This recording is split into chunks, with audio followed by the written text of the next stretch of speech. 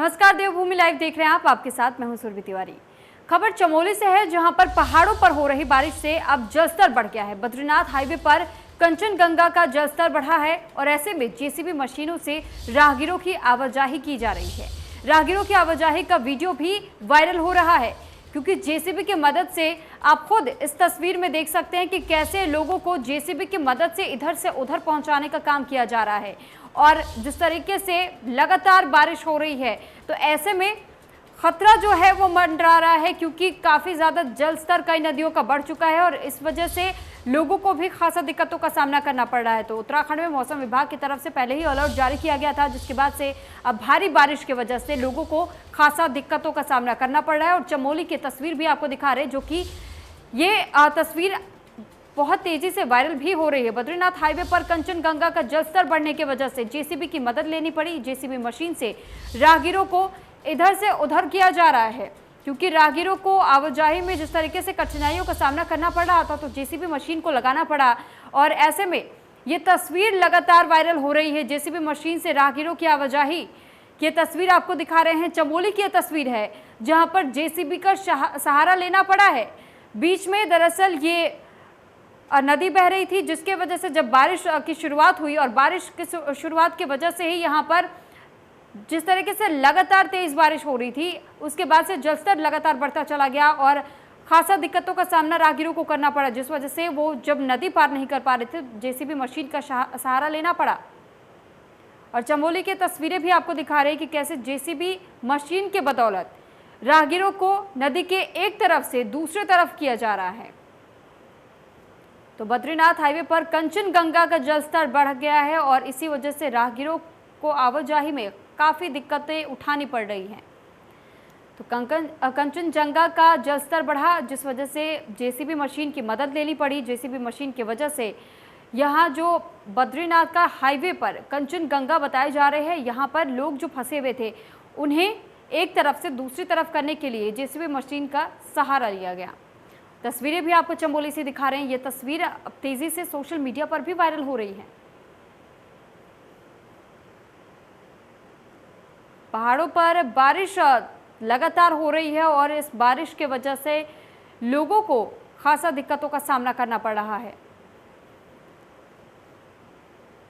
इससे पहले ही उत्तराखंड में, जबकि इस बात के लिए मौसम विभाग ने चेतावनी जारी कर दी गई थी कि लगातार आने वाले दिनों में तेज बारिश हो सकती है और जलस्तर का नदियों का बढ़ सकता है और कंचनगंगा का जलस्तर बढ़ गया है।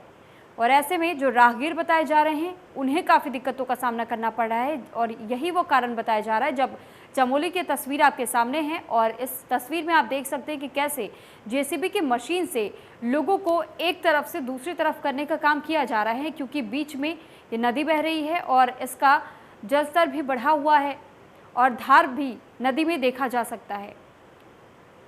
तो कई जगह पे रास्ते भी बंद हो चुके हैं, कुछ जगह पर भूस्खलन जैसी स्थितियां भी उत्पन्न हो गई है। लगातार पहाड़ों से ज़मीन खिसक रही है और इसी वजह से अब यहाँ पर लोगों को आवाजाही में खासा दिक्कतें हो रही हैं।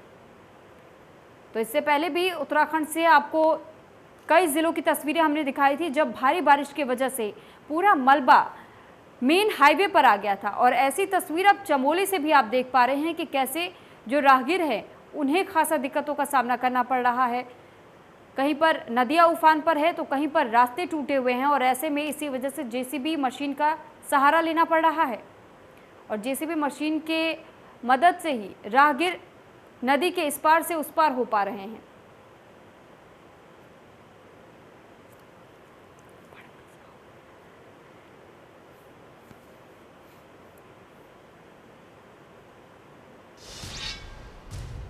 तो वहीं उत्तराखंड में मौसम विभाग का अलर्ट जारी किया गया था और 3 दिनों में भारी बारिश का अलर्ट जारी किया गया। कई इलाकों में 36 घंटों से मूसलाधार बारिश हो रही है। लोगों से सुरक्षित स्थानों पर जाने की अपील की गई है। भारी बारिश से गंगा नदी का जलस्तर तेजी से बढ़ रहा है। तो ये बड़ी जानकारी आपको दे रहे हैं। उत्तराखंड में लगातार मौसम विभाग अलर्ट जारी कर रहा है और ऐसे में मौसम विभाग की तरफ से अलर्ट जारी किया गया था। 3 दिनों में भारी बारिश का अलर्ट जारी किया गया है। अभी आने वाले और 3 दिन उत्तराखंड वासियों के लिए बेहद गंभीर साबित हो सकते हैं, क्योंकि मौसम विभाग ने जो अलर्ट जारी किया है, ऐसे में मौसम विभाग ने चेतावनी जारी कर दी है कि अभी आने वाले जो 3 दिन होंगे, इन 3 दिनों में भारी बारिश का कहर उत्तराखंड वासियों को झेलना होगा।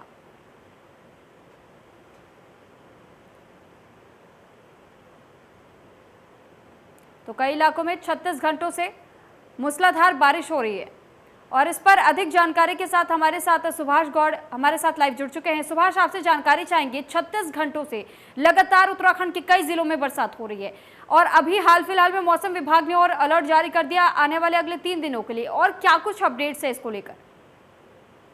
उत्तराखंड में पिछले दिनों जिस तरीके से बरसात हुई और बरसात की शुरुआत में ही पर्वतीय क्षेत्र, खासतौर से जनपद चमोली की बात की जाए, जनपद पिथौरागढ़ की बात की जाए, रुद्रप्रयाग की बात की जाए, उत्तरकाशी टिहरी की बात की जाए, तो इन जनपदों में जो मूसलाधार बारिश हुई है उसके बाद जो समस्याएं आम जनमानस के सामने आई वो बेहद चौंकाने वाली है। खासतौर से जो भूस्खलन की स्थिति है वो बहुत से स्थानों पर देखी गई, खासतौर से उन सड़कों पर भी जो ऑल वेदर रोड के नाम पर बनाई जा रही थी और पूरी तरीके से तैयार वो जो सड़कें हो चुकी थी वो भी टूटी हैं। तो कहा जा सकता है कि मानसून शुरू होने से पहले ही बरसात ने जिस तरीके से जो नुकसान किया उससे कहीं ना कहीं जनजीवन काफी अस्त व्यस्त हुआ है। हालांकि कई सड़कें लंबे समय के लिए अवरुद्ध रही। अगर बात की जाए चमोली जनपद के कर्णप्रयाग से थराली मोटर मार्ग की, तो वो पिछले 3 दिनों से बंद था, जिसे खोलने के लिए लगातार जिला प्रशासन कोशिश कर रहा था और ये कहा जा रहा है कि अब वो शायद जो मार्ग है उसे खोला जा रहा है और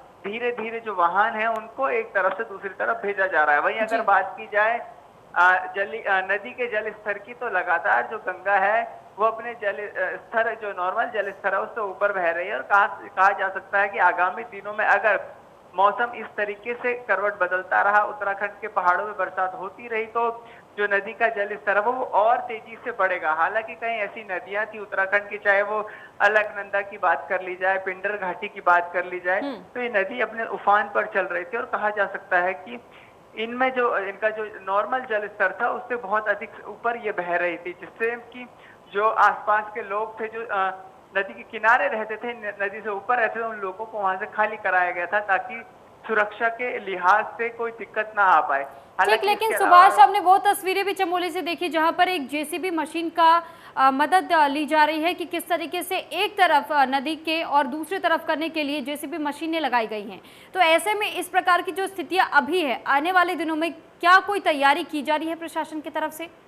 बिल्कुल, जो वीडियो की आप बात कर रहे हैं वो चमोली जनपद का ही है और क्योंकि जो नदी का जल स्तर बढ़ना था और इसके साथ ही भूस्खलन जैसी स्थिति उस क्षेत्र में हुई थी, लेकिन बड़ी चीज ये है कि ना केवल नदियां बल्कि उन क्षेत्र के जो गाढ़ गदेरे हैं, छोटे झरने हैं, वो भी उफान पे चल रहे हैं और यही कारण है कि अब जो स्थानीय लोग हैं उन्हें बहुत परेशानी का सामना करना पड़ रहा है। हालांकि 3 दिन की बरसात से स्थितियां इतनी खराब पहाड़ों में हो गई हैं, तो आगामी दिनों में जिस तरीके से अभी बरसात होनी है, क्योंकि बरसात का मौसम शुरू ही हुआ है उत्तराखंड में, तो कहा जा सकता है कि स्थितियां बेहद खराब हो सकती हैं, जिसको देखते हुए आपदा प्रबंधक की जो टीमें हैं वो पूरी तरीके से मुस्तैद है, पूरी तरीके से वो चाहती है कि कनेक्टिविटी बनी रहे और खास तौर से जो जिला प्रशासन है उन क्षेत्रों के जो कि अति दुर्गम क्षेत्र है, चाहे वो धारचूला की बात कर ली जाए, चमोली की बात कर ली जाए, उत्तरकाशी की बात कर ली जाए, फिर रुद्रप्रयाग की बात कर ली जाए, तो इन क्षेत्रों में जो जिला प्रशासन है उनको भी सतर्क रहने की जरूरत है और आगामी दिनों में जैसे ही मौसम विभाग कोई नई गाइडलाइंस जारी करता है तो उसको देखते हुए वो अब समय समय पर उनका पालन करते हुए भी नजर आएंगे, क्योंकि बरसात के समय में सबसे ज्यादा नुकसान पहाड़ों को होता है। जी ठीक, लेकिन सुभाष, आपसे ये भी जानना चाहेंगे, जो लोग ऐसे इलाकों में फंसे हुए जहां पर भूस्खलन जैसी स्थिति उत्पन्न हो सकती है या फिर कहीं कहीं पर जहां पर पूरे रास्ते पर मलबा जम गया है, तो ऐसे में उन लोगों के लिए क्या कुछ व्यवस्था की गई है? और क्योंकि लगातार नदियों का जलस्तर भी बढ़ता चला जा रहा है, तो क्या किसी प्रकार की चेतावनी प्रशासन की तरफ से जारी की गई है, उन्हें वहां से हटाया जा रहा है? जी बिल्कुल, जैसे कि मैंने आपको बताया कि नदी के आसपास के जो क्षेत्र थे, खास तौर से जो नदी से उठे हुए क्षेत्र में जो गांव थे, उन लोगों को सचेत किया गया, उन्हें कहा गया है कि नदी के जल स्तर बढ़ने से पहले वो अपने क्षेत्र को खाली करें। लेकिन बड़ी चीज यह है कि लंबे समय से वो लोग इस स्थान पर रहते हैं, लेकिन इस बार जिस तरीके से मानसून बहुत तेजी से आया और कहा जा सकता है कि आते उसने नुकसान इतना किया, तो कहा जा सकता है कि प्रशासन जरूर इसको देखते हुए सचेत है। हालांकि प्रशासन की टीमें लगातार उन क्षेत्रों को खोलने की कोशिश कर रही हैं जो बंद भूस्खलन के चलते हो रही हैं, सड़कें जो अवरुद्ध हो रही हैं उन्हें भी खोलने की कोशिश की जा रही है जी। और कनेक्टिविटी बनी रही, इसके लिए खासतौर से जो जिला प्रशासन है वो प्रयास कर रहा है। लेकिन अभी क्योंकि ठीक। बरसात की शुरुआत है और आगामी दिनों में बरसात और भी बढ़ सकती है, तो कहा जा सकता है कि इसको लेकर पहले ही सरकार, जिला प्रशासन और आपदा विभाग की टीम को सतर्क रहने की जरूरत है। चलिए ठीक सुभाष, आप हमारे साथ बने रहिएगा, आपसे और भी खबरों पर अपडेट लेते रहेंगे। तो उत्तराखंड में बीते 24 घंटे में 8 कोरोना संक्रमित मरीजों की जान चली गई और 163 नए संक्रमित मिले हैं, जबकि 323 मरीज स्वस्थ हुए हैं। सक्रिय मामले में भी 3000 से हो गई है। कुल संक्रमितों की संख्या 3,38,807 हो चुकी है और स्वास्थ्य विभाग के आंकड़ों के मुताबिक सोमवार को 24,725 सैंपल की जांच रिपोर्ट नेगेटिव आई है, जबकि देहरादून जिले में 60 मरीज मिले हैं, उधम सिंह नगर में 26, उत्तरकाशी में 13, अल्मोड़ा में 12, नैनीताल में 11, हरिद्वार और चमोली में 9, टिहरी में 6, पौड़ी में 5, पिथौरागढ़ में, बागेश्वर में 4, चंपावत में, रुद्रप्रयाग जिले में 2 और संक्रमित मिले हैं।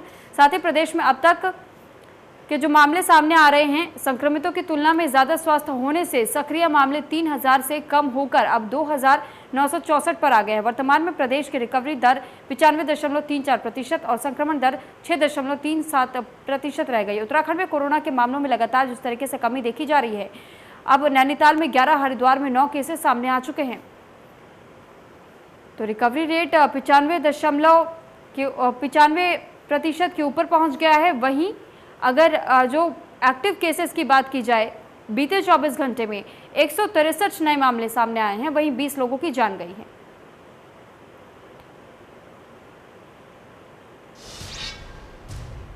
तो प्रदेश में ब्लैक फंगस के मामले लगातार बढ़ रहे हैं और सोमवार को 6 नए मरीजों में ब्लैक फंगस की पुष्टि की गई है, जबकि 4 मरीजों ने इलाज के दौरान दम तोड़ दिया है।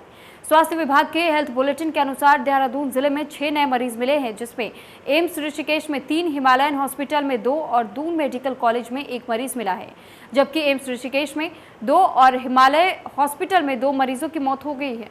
प्रदेश में अब तक कुल मरीजों की संख्या 457 हो गई है, जबकि 81 मरीजों ने जान गंवा दी है।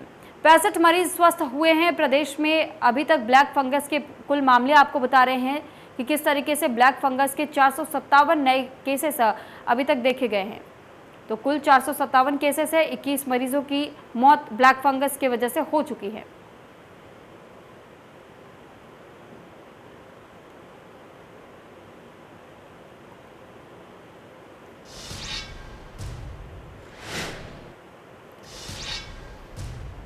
और इस पर अधिक जानकारी के साथ हमारे साथ सुभाष गौड़ लाइव जुड़ चुके हैं।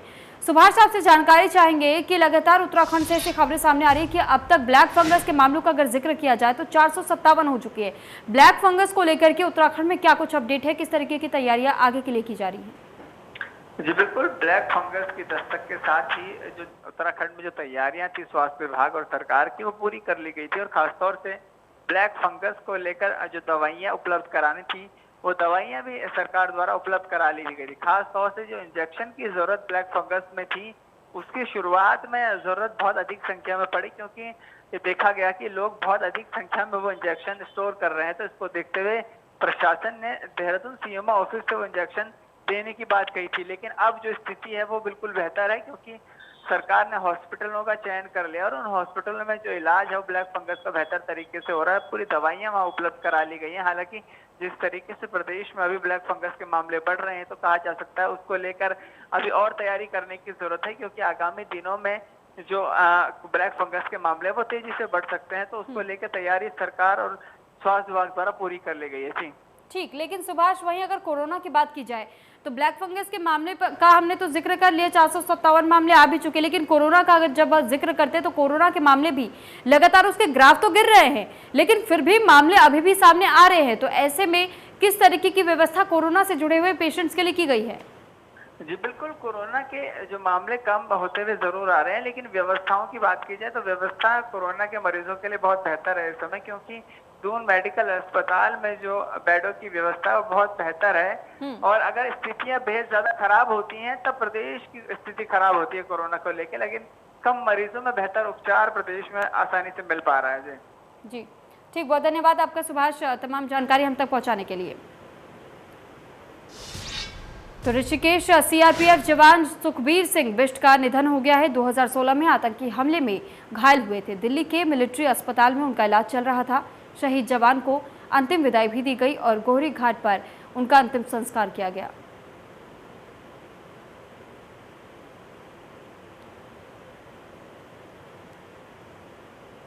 वहीं हरिद्वार में बाजार खोले जाने और चारधाम यात्रा खोलने की मांग को लेकर कांग्रेस कार्यकर्ताओं ने धरना प्रदर्शन किया।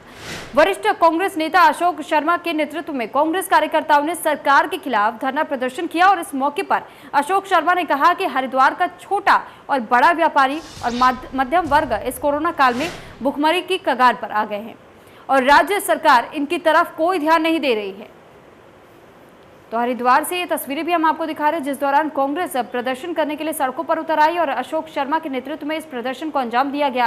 व्यापारी कोरोना काल में जिस तरीके से भुखमरी की कगार पर अब खड़े हो गए हैं, इसी के तहत व्यापारियों की तरफ से ये कांग्रेस का समर्थन देखा गया। मामला यही है कि व्यापारी बहुत परेशान है, आजीविका से रोजी रोटी के लाले पड़े हुए हैं। लोगों के घर में जो है फाके हो रहे हैं। व्यापारी छोटे से छोटा और बड़े से बड़ा मध्यम सारे व्यापारी परेशान हैं। आम जनता परेशान है, पंडित परेशान है, हमारे पंडित ब्राह्मण भाई परेशान है। हर आदमी जो व्यापार के काम से जुड़ा हुआ है, जो हरिद्वार के काम से जुड़ा हुआ है, क्योंकि ये सीजन का ही काम होता है और हर बार सीजन में ही आके जो है कोरोना का बहाना लेके कोरोना का व्यापक प्रचार प्रसार करके सरकार जो है रोजगार पे बंदी से लगा दे रही है। और वहीं दूसरी ओर मसूरी में पर्यटक स्थलों को न खोले जाने को लेकर के मसूरी के व्यापारी में भारी आक्रोश देखा जा रहा है, जिसको लेकर के Mussoorie traders and welfare association के नेतृत्व में मसूरी के व्यापारियों ने मसूरी के ऐतिहासिक पर्यटन स्थल कंपनी गार्डन के मुख्य गेट पर सरकार के खिलाफ धरना प्रदर्शन कर सरकार के खिलाफ जमकर नारेबाजी की। तो व्यापारियों का प्रदर्शन Mussoorie traders and welfare association की तरफ से देखने को मिला और यहाँ सरकार के खिलाफ जमकर नारेबाजी प्रदर्शनकारियों की तरफ से की गई। दरअसल पर्यटक स्थल खोलने की मांग लगातार ट्रेडर्स यूनियन की तरफ से की जा रही है।